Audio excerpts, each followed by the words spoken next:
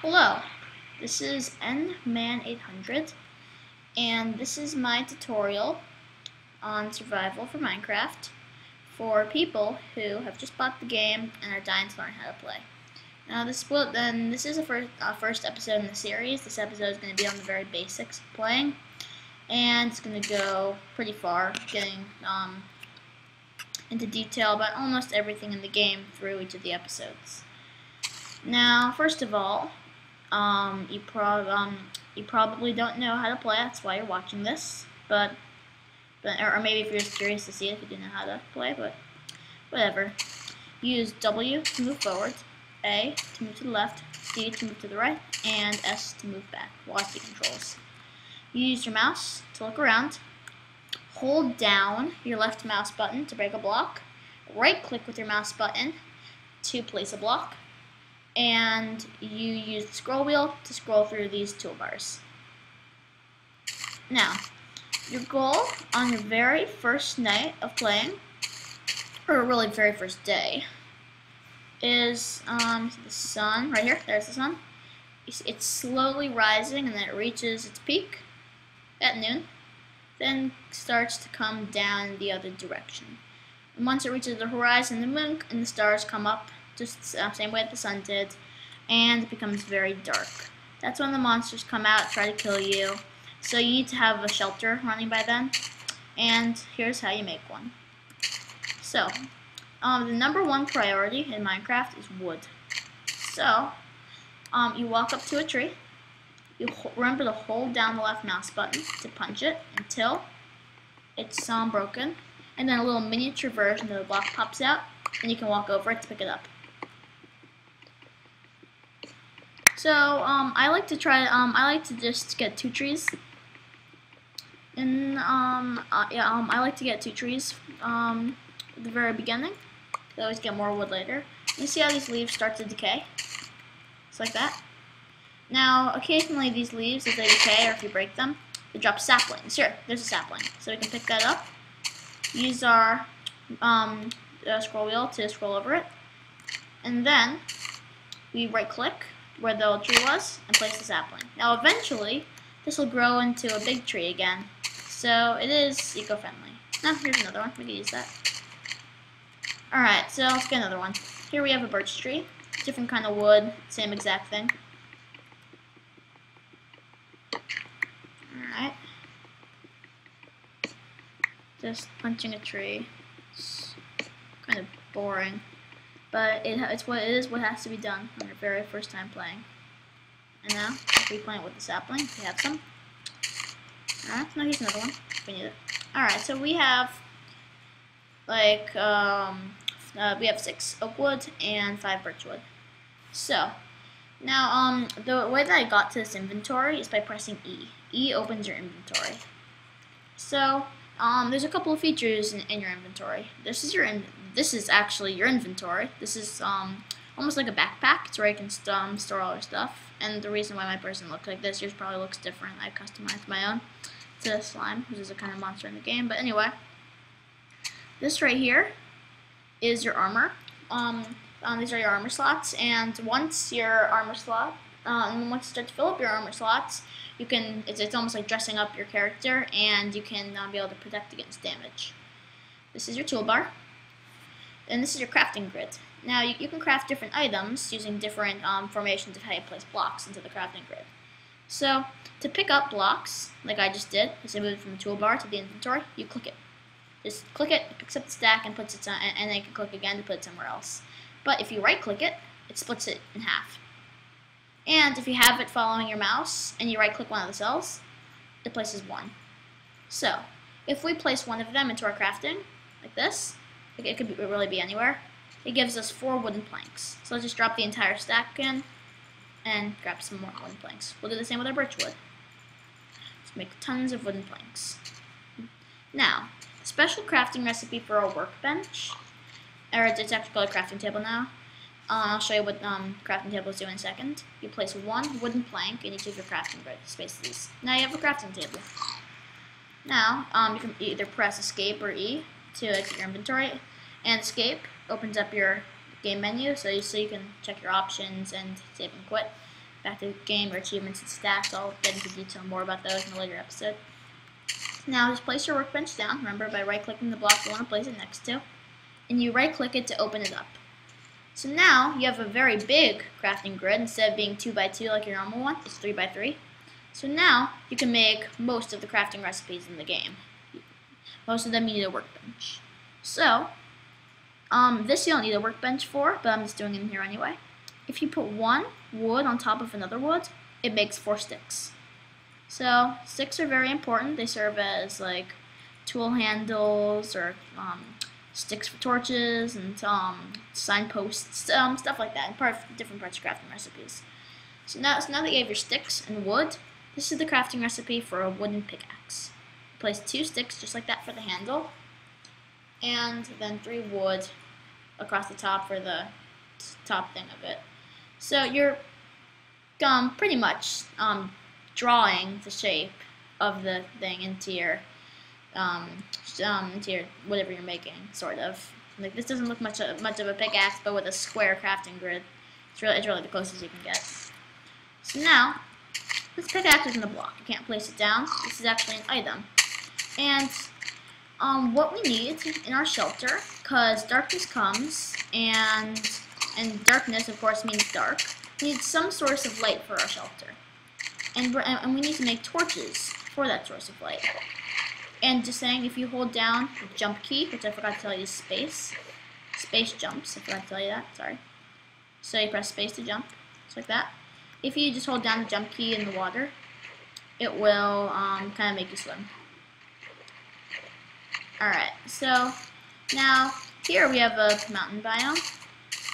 So, and the reason why we're going over here is because there's some coal right up there.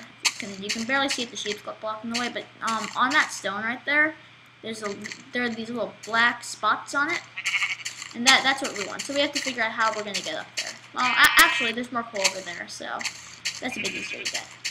Now, we are going to make, we are going to need some stone. So, look at that, this car right there. We can use that. So, if we use our hand, or any other block besides a pickaxe on stone, it takes forever to mine, and once you do mine it, you don't get this cobblestone from it. So, but if you use your pickaxe, if you roll over your pickaxe and use that to hit it with, it'll give you lots of, it'll give you the cobblestone, and it'll mine through it much faster. So there's some coal on the floor. We need a pickaxe to mine coal, and coal is very important in this game. So let's go ahead and mine some coal. Alright, there's some more under it, so we can get that too. And as you can see, the coal does come in these big clusters called veins. So, so where you find one coal, you're pretty much guaranteed likely to find more. It's very rare, but I have found just like 1 coal per vein, but again, it's very rare. Alright, just replace the floor there. This is going to serve as our basic shelter. We can keep using our pickaxe to just kind of mine in. Now, thing is that there are different kinds of monsters that come up, and one of them is a skeleton. And skeletons can shoot you. They shoot arrows at you, and that can go through a little window that I made. So, again, I can place this cobblestone since it's a block. Just like I just place the cobblestone on top of the, or like next to the box that I want to place it next to, or whatever you want to say. And here I have a little peephole, but again, skeletons can just shoot right through it and hurt you, because as you can see, there are some hearts right here, and then there's a hunger bar right there, and it's weird that hunger isn't. Oh, you know, I think it. Oh my god, I'm on peaceful. Never mind. Sorry. On peaceful, monsters don't spawn. I played on peaceful when I first started, but I think that's better to get yourself started when you with monsters, so that without monsters it just seems so much easier. So right, like above the toolbar, there's some stuff. On the top left, those are your hearts. That's your health. When your health, you lose health from. Oh, look at the sun's going down. You lose health from taking damage, whether it's falling off of high distances, getting attacked by monsters, and other hazards like drowning, suffocating, stuff like that. You start to lose hearts. When your hearts reach 0, you die. Simple enough. Now on the top right, your hunger. And the only way to restore your hearts is to have your hunger be 9 hams or above. So, and slowly that hunger starts to go down, and you need to have food to restore it whenever it goes too far. So use food to restore your hunger, and when your hunger is high enough, it starts to slowly regenerate your hearts at about maybe 1 heart per 5 seconds. And as you can see, it's starting to get very dark, and I bet you can't see this too well. So this is the crafting recipe for torches. And I think, I forgot my my crafting table over there, but I can always make another one. You put a stick or coal on top of a stick, and it makes 4 torches. We'll go ahead and make some more. We'll save a bit of coal for other stuff. That sound that you just heard, that's called ambience, and that signifies that there's a cave nearby. But monsters don't just spawn during the night; they can also spawn in any space that's dark. So that could be in caves, under the shadows of mountains, or like overhangs. And that right there is a zombie. Hello. Alright, now zombies can't fit through here because they can't fit, but spiders. Spiders are small. They're only 1 block high, whereas you are on 2 blocks. And spiders can fit through that spot, but if you close it off to like this, spiders are 2 blocks wide, so nothing can fit through this except for a skeleton's arrow. So we're gonna go a little bit farther in this certain way. It's a good idea to make a kind of wall like this, so that if a skeleton is shooting at you, you can always just duck behind the wall. It's pretty scary when a monster sees you on your very first night, but soon you'll get used to it, and then you'll just be able to take a sword and go, see, those are spiders right there. Sheep wants to say hi. Now there are 2 of them. So though they're small, but they're wide. So hey, where'd he go? Oh, I think he just like went away because he was too far away. Well, anyway. So this is a good shelter. I might just want to block this off though. Maybe just make it a little bit roomier. Alright.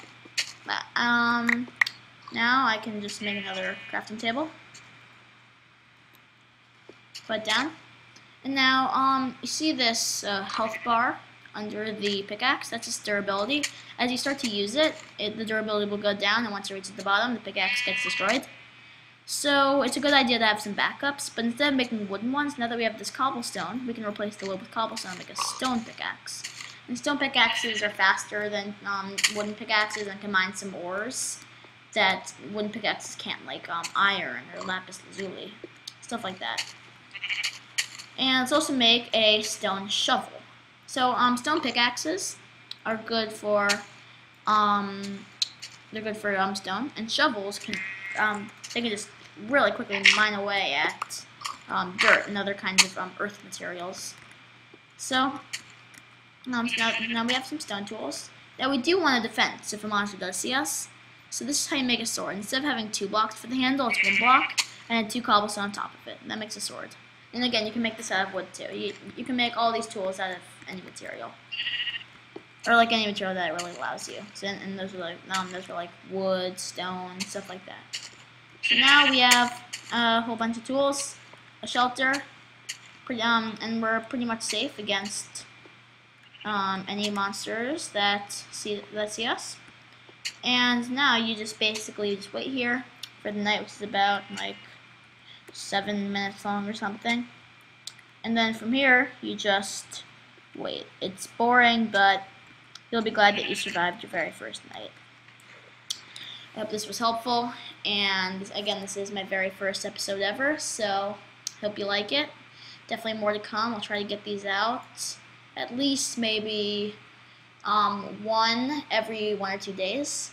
So hopefully I can stick to that, and I'll see you in episode 2.